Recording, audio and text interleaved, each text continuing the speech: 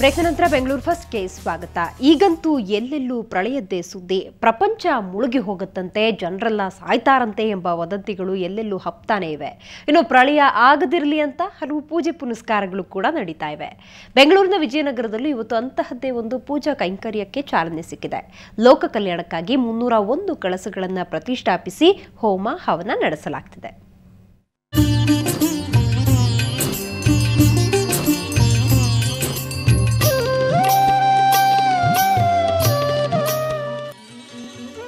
ಒಂದೇ ಕಡೆ 301 ಕಳಸಗಳ ಪ್ರತಿಷ್ಠಾಪನೆ.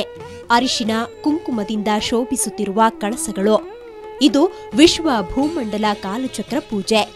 ಲೋಕ ಕಲ್ಯಾಣ ಮತ್ತು ವಿಶ್ವ ಶಾಂತಿಗಾಗಿ ಬೆಂಗಳೂರಿನ ವಿಜಯನಗರದಲ್ಲಿ ಇಂತಹದೊಂದು ಪೂಜೆ ಹಮ್ಮಿಕೊಳ್ಳಲಾಗಿದೆ. ಸಿದ್ಧಗಂಗಾ ಮಠದ ಶಿವಕುಮಾರ ಸ್ವಾಮೀಜಿ ಮತ್ತು ಬಾಲಗಂಗಾಧರನಾಥ ಸ್ವಾಮೀಜಿಗಳು ಪೂಜೆಯ ಸಾನ್ನಿಧ್ಯ ವಹಿಸಿದ್ದಾರೆ.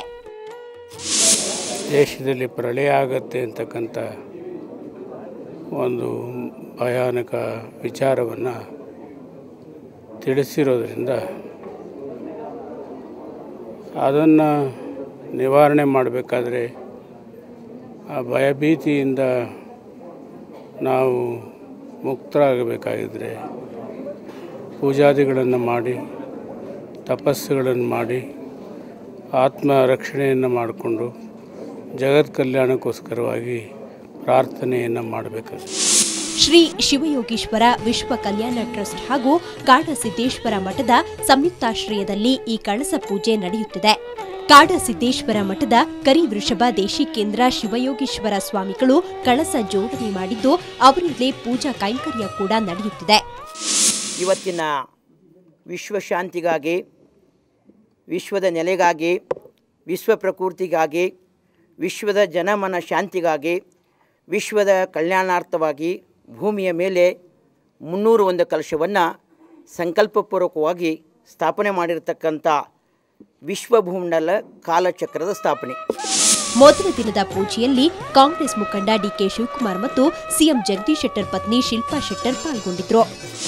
ಇವತ್ತು ಬಹಳ ವಿಶೇಷವಾಗಿ ಈ ಬ್ರಹ್ಮ ಮುಹೂರ್ತದಲ್ಲಿ ಇದನ್ನು ಪ್ರಾರಂಭವಾಗಿದೆ. ಇಲ್ಲಿ ಜಾತಿ ಧರ್ಮ ಯಾವುದೂ ಕೂಡ ಇರಲಿಲ್ಲ.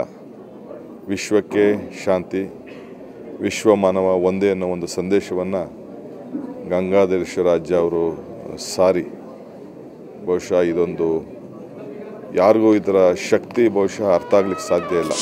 ಇವತ್ತಿನಿಂದ 16 ದಿನಗಳ ಕಾಲ ಕಳಸ ಪೂಜೆ ನಡೆಯಲಿದ್ದು, ಪ್ರತಿದಿನ ಬೆಳಗ್ಗೆ 5ರಿಂದ ರಾತ್ರಿ 8 ಗಂಟೆಯವರೆಗೆ ಪೂಜೆ ನೆರವೇರಲಿದೆ. ಪೂಜೆಗೆ ಬರುವ ಜನರಿಗೆ ಕಂಕಣ ಕಟ್ಟಿ ಸಾಮೂಹಿಕ ಸಂಕಲ್ಪ ಮಾಡಲಾಗುತ್ತೆ. ಬೆಂಗಳೂರಿನಿಂದ ಕ್ಯಾಮರಾ ಪರ್ಸನ್ ವಿಷ್ಣು ಜೊತೆ ಶ್ರೇಯಾ ಶೆಟ್ಟಿ, ಸುವರ್ಣ ನ್ಯೂಸ್.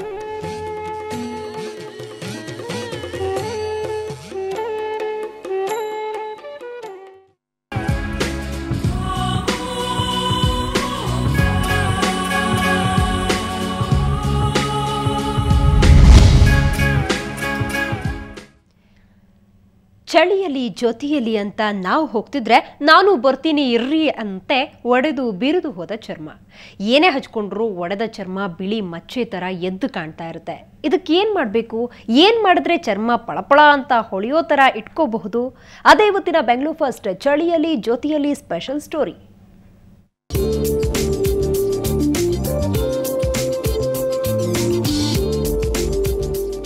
Winter season ಶುರುವಾಗ್ಬಿಟ್ಟಿದೆ.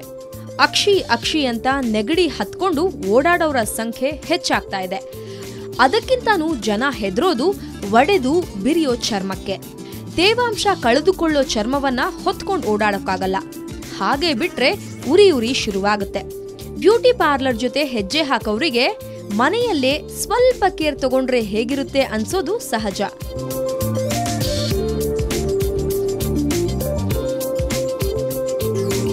ಅಂದ್ಹಾಗೆ ಚಳಿಗಾಲಕ್ಕೆ ಬೆಸ್ಟ್ ಫೇಶಿಯಲ್ ಯಾವ್ದು ಗೊತ್ತಾ? Fruit facial.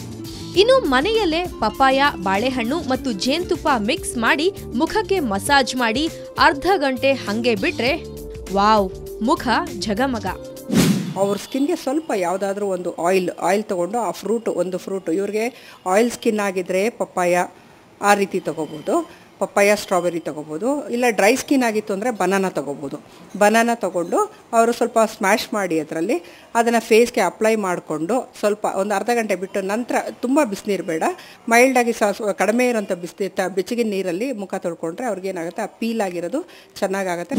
ಮನೆಯಲ್ಲೇ ಮಸಾಜ್ ಮಾಡ್ಕೊಳ್ಳಿ. ಬ್ಯೂಟಿ ಪಾರ್ಲರ್ನಲ್ಲಿ ತಿಂಗಳಿಗೆ ಒಂದ್ಸಲನಾದ್ರೂ ಫೇಶಿಯಲ್ ಮಾಡಿಸ್ಕೊಳ್ಳಿ. ಟೈಮ್ ಇಲ್ವಾ, ಮನೆಯಲ್ಲೇ ಫೇಸ್ ಪ್ಯಾಕ್ ಮಾಡ್ಕೊಳ್ಳಿ. ಟೈಮ್ ಉಳಿತಾಯ ಆಗುತ್ತೆ, ಒಳ್ಳೆ ಬ್ಯೂಟಿನೂ ನಿಮ್ದಾಗುತ್ತೆ. ಚಳಿಗಾಲದಲ್ಲಿ ನಾವು ಆಯಿಲ್ ಮತ್ತು ಫ್ರೂಟ್ ಫೇಶಿಯಲು ಆ ಥರ ಅಪ್ಲೈ ಮಾಡ್ಕೊಂಡು ಮಾಡೋದ್ರಿಂದ ನಮಗೆ ತುಂಬ ಒಳ್ಳೆಯದಾಗತ್ತೆ. ಸೊ ಸುಂದರ ಮೈಕಾಂತಿಗಾಗಿ ಮನೆಯಲ್ಲೇ ಫ್ರೂಟ್ ಮಸಾಜ್ ಮಾಡ್ಕೊಳ್ಳಿ. ಚಳಿಯಲ್ಲಿ ಜೊತೆಯಲ್ಲಿ ಬಿಂದಾಸಾಗಿ ಓಡಾಡಿ. ವಿಂಟರ್ ಸೀಸನ್ನಲ್ಲಿ ತ್ವಚೆಯ ಸೌಂದರ್ಯ ಹಾಳ್ಗೆಡುತ್ತೆ.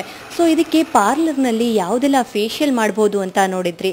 ಆದರೆ ಮನೆಯಲ್ಲಿ ಪಪ್ಪಾಯ, ಬಾಳೆಹಣ್ಣು ಮತ್ತು ಜೇನುತುಪ್ಪ ಹಾಕಿ ಮಸಾಜ್ ಮಾಡಿದರೆ ನಿಮ್ಮ ತ್ವಚೆಯ ರಕ್ಷಣೆ ಸುಲಭವಾಗಿ ಮಾಡ್ಬೋದು.